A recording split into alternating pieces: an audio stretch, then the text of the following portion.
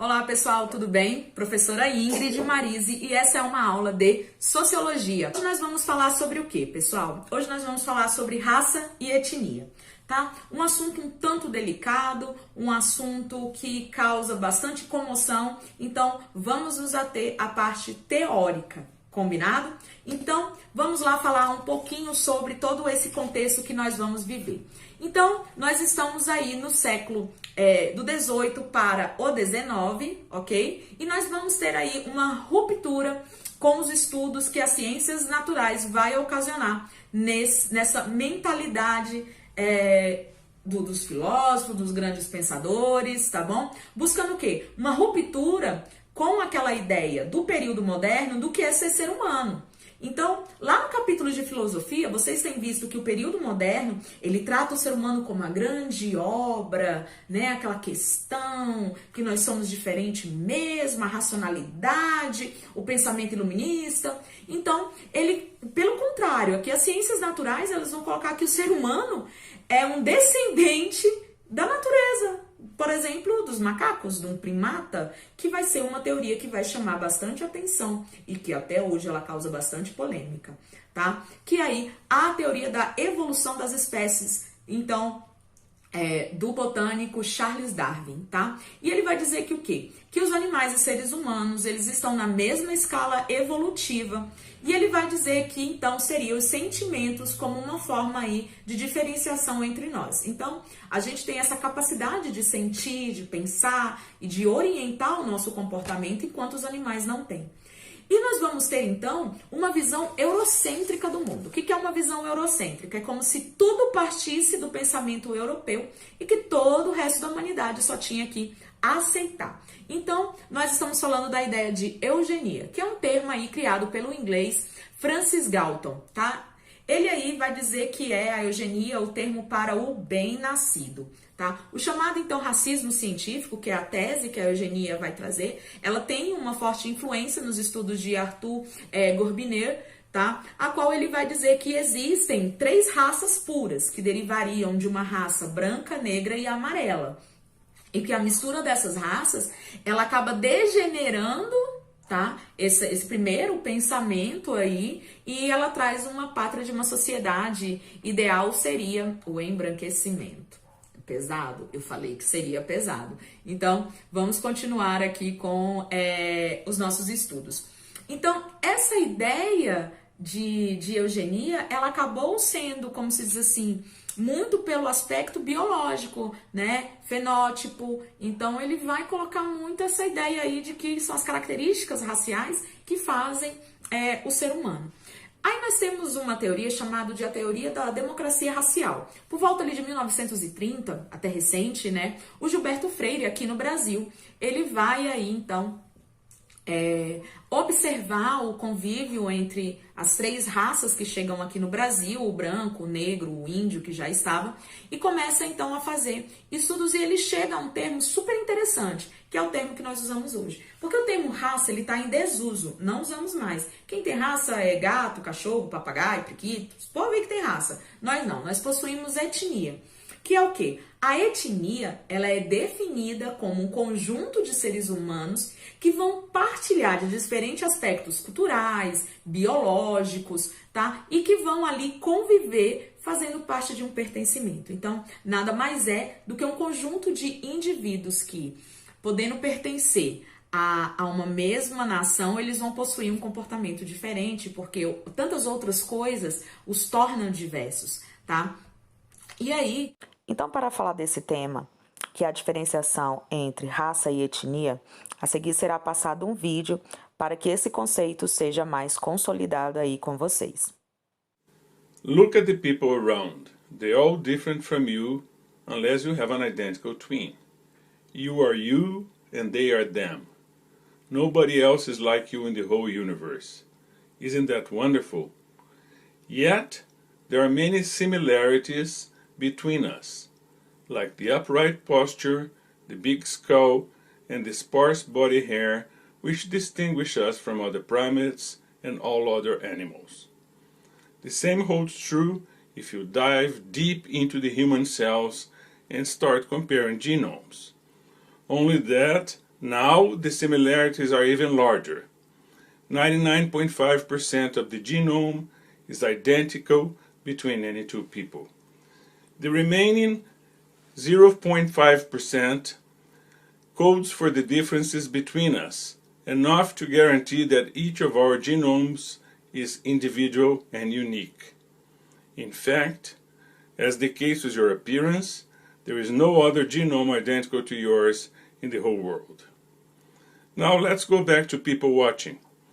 Observe that the variation between people can be of two kinds. First is the diversity between people in the same country, city, or family, which is your own personal identity.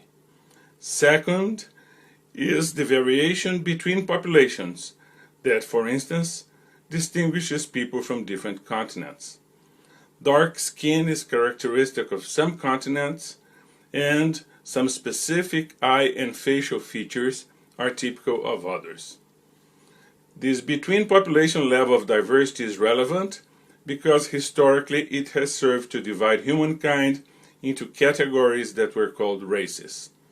The mistaken belief that humans could be classified into different races has led to discrimination, exploitation, and atrocities, including the Nazi Holocaust.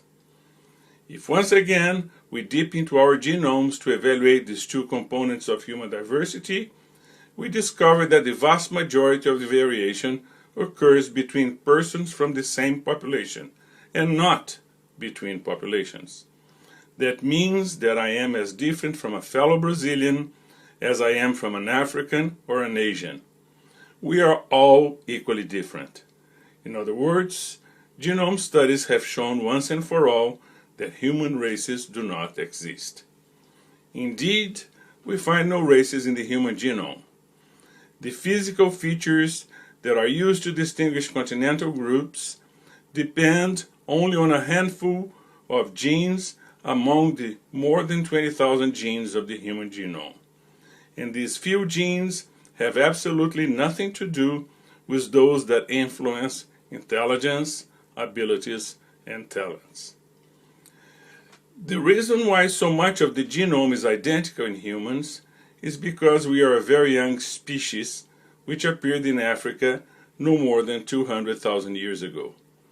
Only 60,000 years ago, modern humankind left Africa to populate the other continents. As they occupied new areas, new mutations occurred randomly in their DNA and became geographical genome markers. Today, we can use DNA tests to read into a person's genome the continental origin of her ancestors. In conclusion, the only scientifically coherent way to think of human diversity is not in populations, but individually, as 7 billion diverse persons, all different in their genomes and life histories. Under this vision, the concept of races vanishes like smoke. In Brazil, each one of us has multiple DNA ancestries, and we're proud of it. We are a country that prizes cordiality. Everybody is welcome into our multicolor society. In the 2014 Football World Cup and in the 2016 Olympic Games, we will welcome people from all over the world with open arms.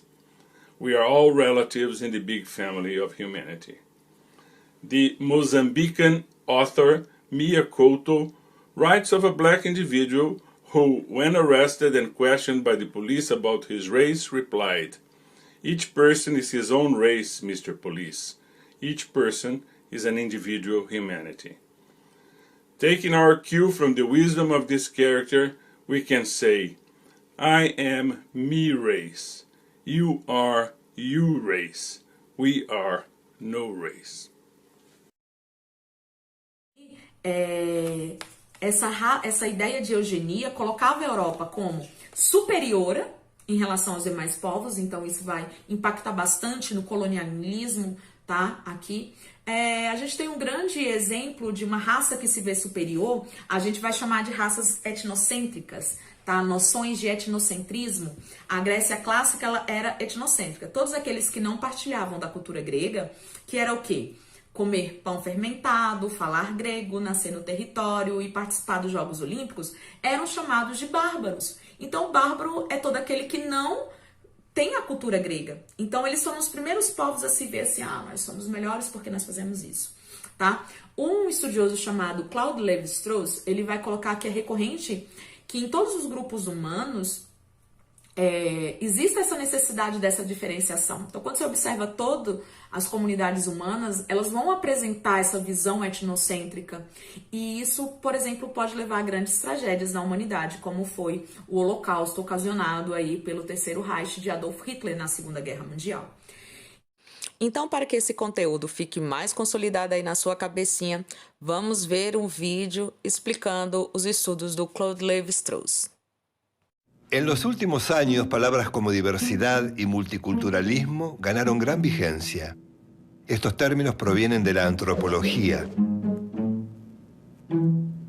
La antropología estudia a la sociedad de ayer y de hoy, las relaciones de poder entre pueblos, culturas y sociedades.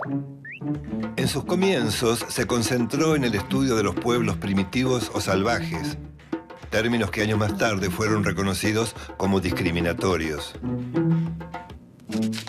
Cuando en el siglo XX la ciencia relativizó sus conocimientos y las guerras mostraron la irracionalidad del mundo, los valores de la cultura occidental entraron en crisis. Hasta entonces, la antropología se ocupaba de estudiar al otro, es decir, al no occidental. Pero hubo un antropólogo que planteó una autocrítica profunda hacia su disciplina y permitió una mirada superadora entre lo salvaje y lo civilizado. Claude Lévi-Strauss.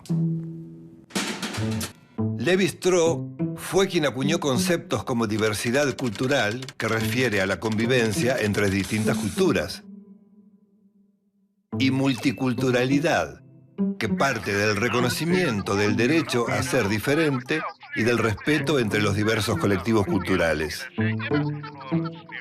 Sus estudios sobre los mitos, sobre los sistemas de parentesco y sobre el tabú del incesto establecieron una continuidad entre lo primitivo y lo civilizado. Lévi-Strauss cree que el individuo se relaciona con su entorno a partir del pensamiento, no por instinto o por necesidad de preservación. Por lo tanto, es imposible separar la naturaleza de la idea de cultura, como hacía el pensamiento clásico. Para él todo es cultura. Claude Lévi-Strauss nació en Bruselas en 1908. Estudió filosofía y se dedicó a la docencia en Francia. En 1934 viajó a la Universidad de Sao Paulo, en Brasil, donde estudió a los indígenas del Mato Grosso. Ese primer contacto lo llevó a abordar sus estudios sobre las costumbres de las tribus Bororo y Cadubeo. Luego fue profesor visitante en la Escuela de Estudios Sociales de Nueva York y director asociado del Museo del Hombre en París. Por esos años publicó sus primeros libros. Desde un comienzo prefirió llamar ágrafos, es decir, sin escritura, a los llamados pueblos primitivos. Entre muchos fenómenos, estudió el totemismo. El tótem es una figura simbólica de forma animal o vegetal que representa el vínculo que une a los integrantes de una comunidad. La tradición científica asociaba el totemismo al fetichismo o a las supersticiones. Por el contrario, para Lévi-Strauss, el totemismo consiste en asociar en forma simbólica un grupo social con un tipo de animal en particular. Esta asociación es simbólica, no real. No se sienten osos, sino que admiran algunos de sus atributos. Era una forma muy elemental de organizar la experiencia. Algunos animales son cazadores, otros son colaboradores. Por eso el totemismo es un fenómeno intelectual. Los pueblos primitivos crearon relatos para entender fenómenos naturales que no podían comprender en forma racional. Estos relatos son los mitos. Los mitos son relatos transmitidos por vía oral, anónimos, y su origen se pierde en el tiempo. A pesar de su aparente incoherencia, llaman la atención por su inventiva y su imaginación desenfrenada. Nacen de la necesidad del hombre de crear instrumentos para procesar problemas lógicos, de inventar una estructura de imágenes que confiera sentido al resto del mundo. Reescribir de acuerdo a los contenidos. Así poder explicar fenómenos como, por ejemplo, la maternidad. Los mitos sirven para remediar ciertas contradicciones que una cultura no puede resolver. Son una lente de aumento sobre cómo pensaron los hombres en su evolución. Lévi-Strauss dice que esas estructuras mentales que conforman una cultura no son patrimonio de la civilización, sino del hombre. La mente transforma la experiencia concreta en ideas abstractas. Estas ideas abstractas son las estructuras. Es decir, las estructuras son modelos para estudiar la realidad. El concepto de estructura lo lleva a definir su disciplina como antropología estructuralista, también llamada estructuralismo social. Lévi-Strauss dice que las estructuras no son manifestaciones concretas de la realidad, sino que son modelos mentales de la realidad. Por ejemplo, una maqueta, que es un modelo, permite visualizar el puente que se desea construir. El hombre primitivo apela a los elementos de su experiencia para construir esos sistemas simbólicos como si fueran maquetas. Las estructuras también le sirven a Lévi-Strauss para estudiar las uniones matrimoniales de los pueblos primitivos. En una sociedad determinada surge la necesidad de que los hombres intercambien sus mujeres con otras sociedades. Este intercambio busca hermanar distintos clanes para asegurar la supervivencia en términos de evitar enfrentamientos. Para Lévi-Strauss, el surgimiento del lenguaje o pensamiento simbólico puso en marcha el sistema de reciprocidad que posibilita el intercambio de bienes, objetos y mujeres. Con el intercambio de mujeres, el parentesco se da a través de la alianza entre dos familias por medio del matrimonio. De esta manera se rompe el vínculo de antepasado común que se daba en los grupos cerrados. Esta alianza constituye un fenómeno cultural. Cada hombre puede acceder a muchas mujeres, pero no puede acceder a todas las mujeres. Esta prohibición promueve el intercambio y produce un fluir de mujeres. Este fluir se produce para evitar el tabú del incesto. Se llama tabú del incesto a la prohibición a unirse sexualmente entre padres e hijos y de hermanos entre sí. El pensamiento clásico justificaba esa prohibición en un hecho biológico.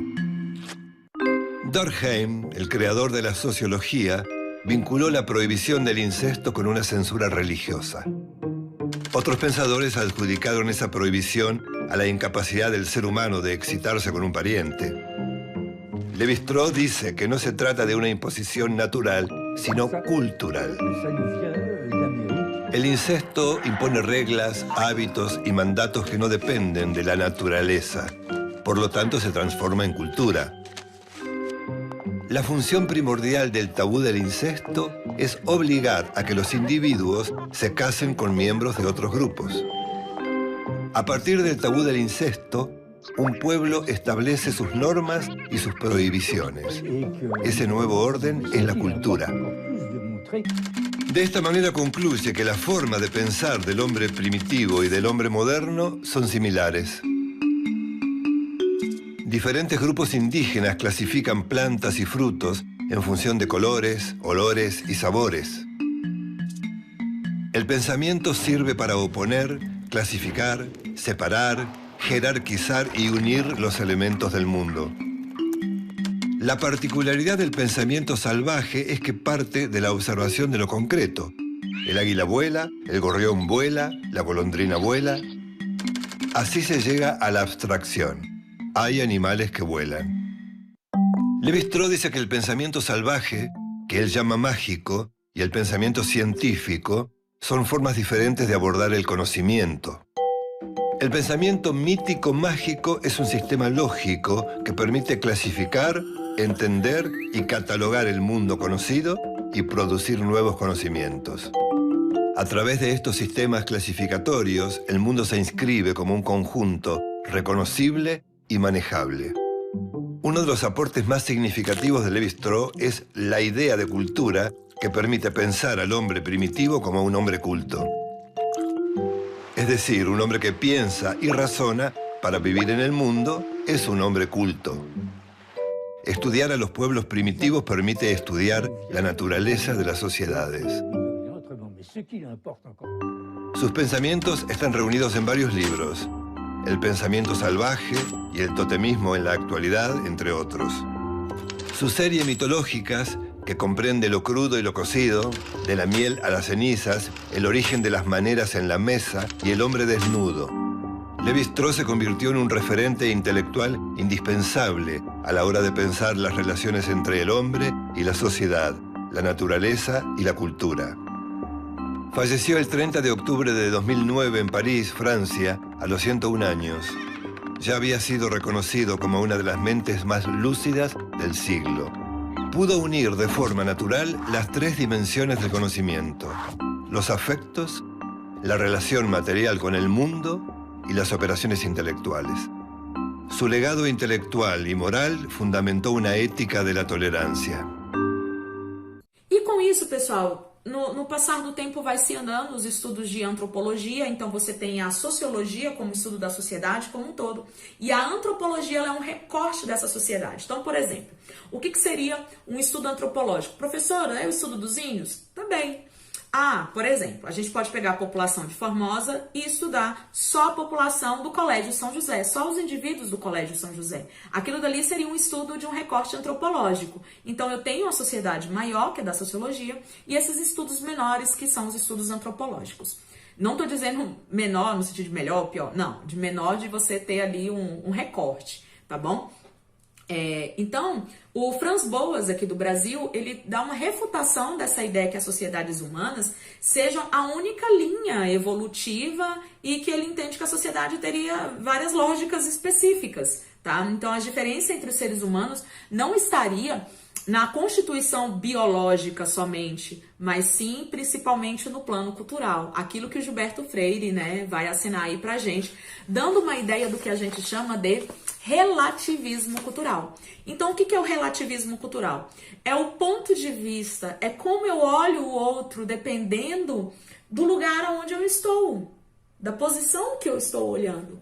E isso dá uma ideia que a cultura ela pode ser multicultural, então é o multiculturalismo, que surge para combater essas ideias de etnocentrismo, eugenicidade, de ideias eurocêntricas, tá? A qual prega que nós temos várias culturas e não existe cultura melhor que a outra. O que existe é culturas diferentes. É isso que nós vamos ter. Então esse conceito ele vai possuir várias vertentes, tá? E que acabam aí promovendo, como se diz assim, uma junção, um entendimento melhor entre esses povos. Então, assim, esses conceitos somente biológicos vão entrar em desuso, não vão ser mais aplicados, e que esses comportamentos eles estão muito ligados com essa ideia de como a gente se comporta culturalmente, né?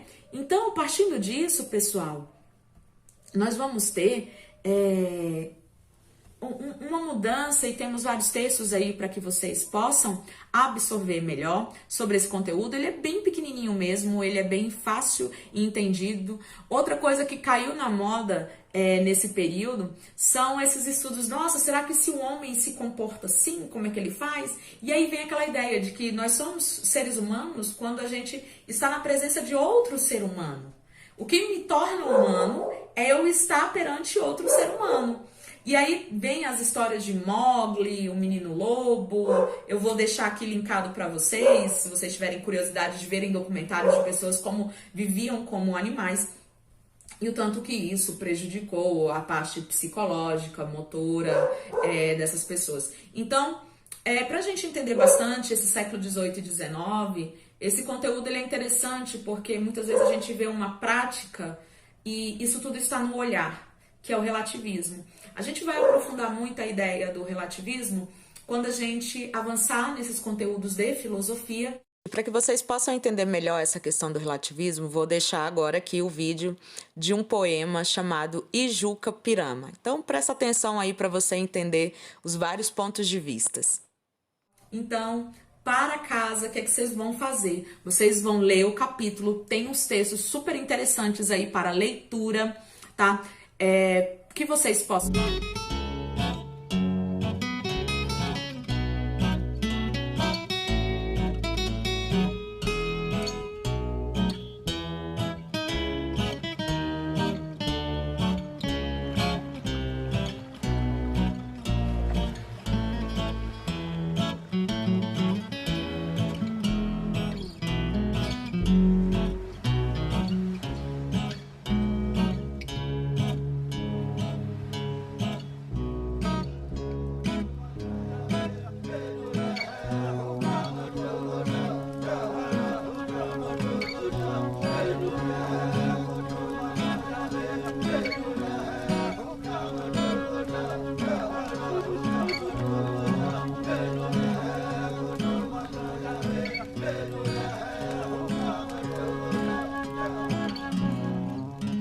No meio das tabas de amenos verdores, cercadas de troncos, cobertos de flor, alteiam-se os tetos da altiva nação. São muitos seus filhos, nos ânimos fortes, temíveis na guerra, que em densas coortes assombram das matas a imensa extensão. São rudos, severos, sedentos de glória, já prélios incitam, já cantam vitória, já meios atendem à voz do cantor. São todos timbiras, guerreiros valentes, seu nome lá voa na boca das gentes, com dom de prodígios, de glória e terror.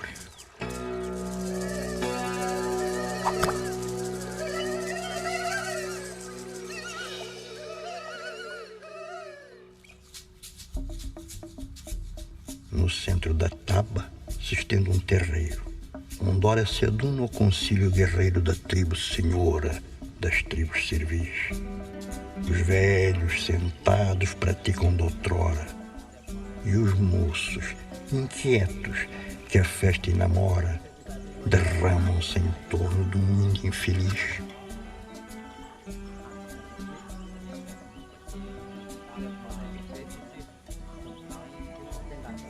Por casos de guerra, caiu prisioneiro nas mãos dos timbiras.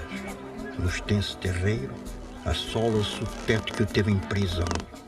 Convidam-se as tribos dos seus arredores. Cuidosos se incumbem do vaso das cores, dos vários aprestos da honrosa função. Em fundos vasos de alvacenta argila, ferve o cauim. Enchem-se as copas, o prazer começa. Reina o festim. Prisioneiro cuja morte anseiam, sentado está. Prisioneiro que outro sol no ocaso jamais verá. A dura corda que lhe enlaça o colo mostra-lhe o fim da vida escura, que será mais breve do que o festim. Contudo, os olhos de ignóbil pranto secos estão, mudos os lábios, não descerram queixas do coração.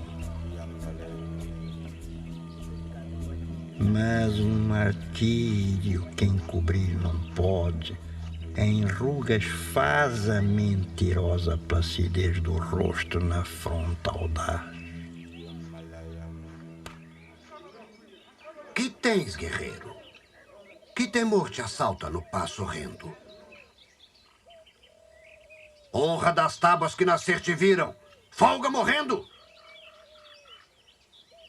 Pois que fraco, e sem tribo, e sem família, as nossas matas devassaste ousado. Morrerás morte vil, da mão de um forte. Dize-nos quem és, teus feitos canta, ou se mais te apraz, defenda-te.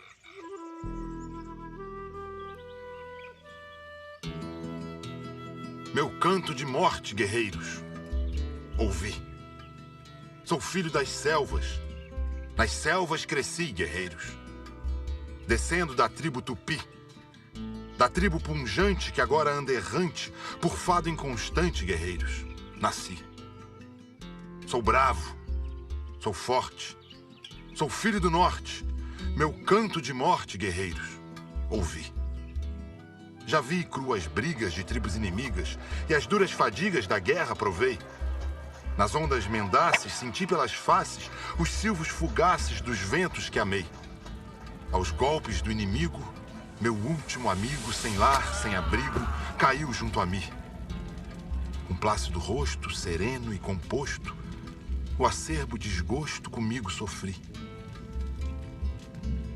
Meu pai ao meu lado, já cego e quebrado, de penas ralado, firmava-se em mim. Nós ambos, mesquinhos, por ínvios caminhos cobertos de espinhos, chegamos aqui. Então, forasteiro, caí prisioneiro de um troço guerreiro com que me encontrei. Rude sossego do pai fraco e cego, enquanto não chego, qual seja. Dizei, eu era o seu guia na noite sombria. A só alegria que Deus lhe deixou. Em mim se apoiava, em mim se firmava, em mim descansava, que filho lhe sou. Ao velho coitado de penas ralado, já cego e quebrado, que resta? Morrer. Enquanto descreve o giro tão breve da vida que teve, deixai-me viver.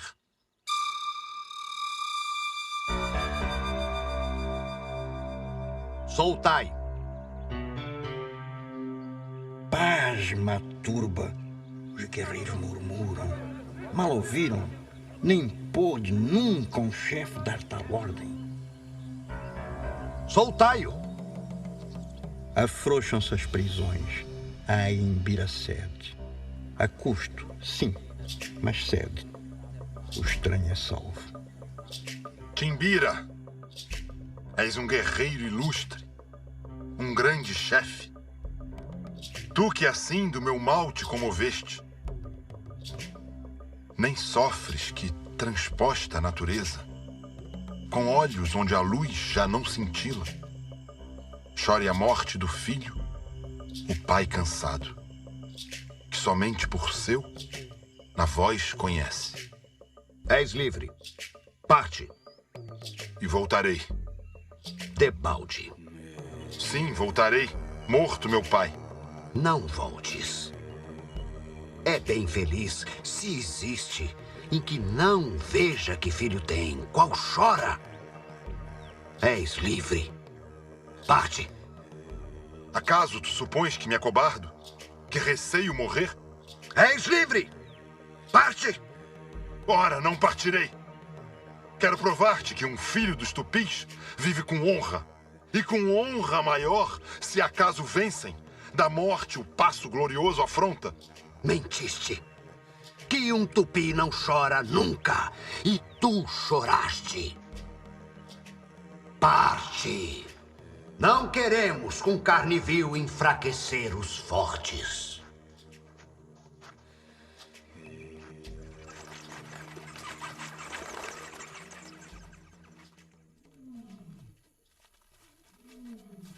Filho meu? Onde estás? Ao vosso lado. Aqui vos trago provisões, tomai-as. As vossas forças restaurai perdidas. E a caminho, e já. Tardaste muito. Não era nada o sol quando partiste, e frouxo o seu calor já sinto agora. Sim, demorei-me a devagar sem rumo. Perdi-me nessas matas intrincadas. Reavivei-me e tornei, mas urge o tempo. Convém partir e já.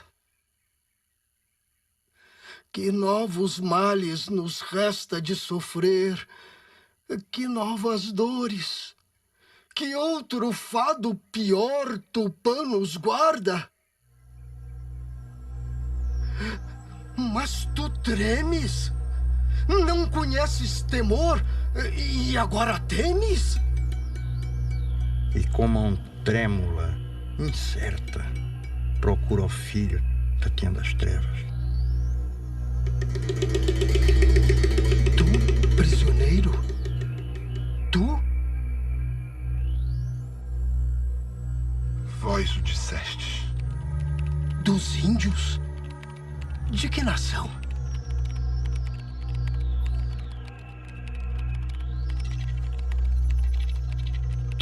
choraste em presença da morte? Na presença de estranhos choraste? Não descende o cobarde do forte, pois choraste, meu filho não és. Possa tu, descendente maldito de uma tribo de nobres guerreiros, implorando cruéis forasteiros, seres presa de vis aimorés. Possa tu, isolado na terra, sem arrimo e sem pátria vagando, rejeitado da morte na guerra, rejeitado dos homens na paz, ser das gentes o espectro execrado. Não encontres amor nas mulheres. Teus amigos, se amigos tiveres, tenham alma inconstante e falaz. Fica essa taba.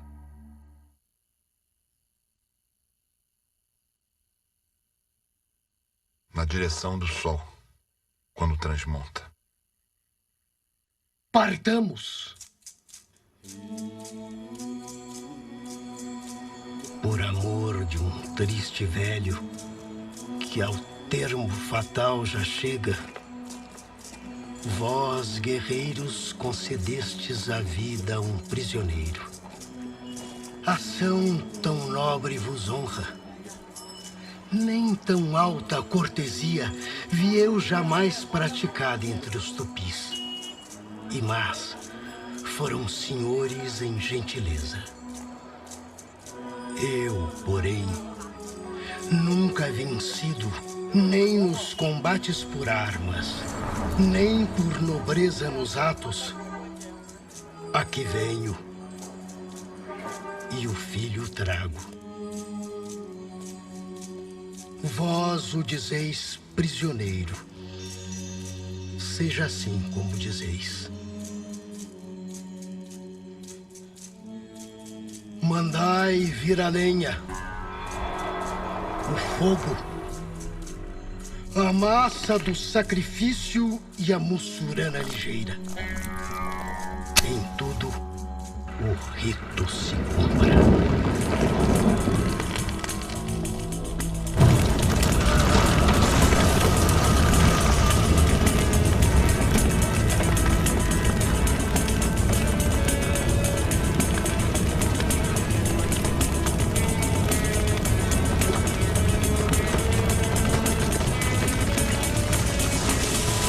E aí, eu volto em outro momento para a gente conversar mais sobre sociologia. Então, façam as atividades do capítulo 2 e até breve. Tchau, tchau!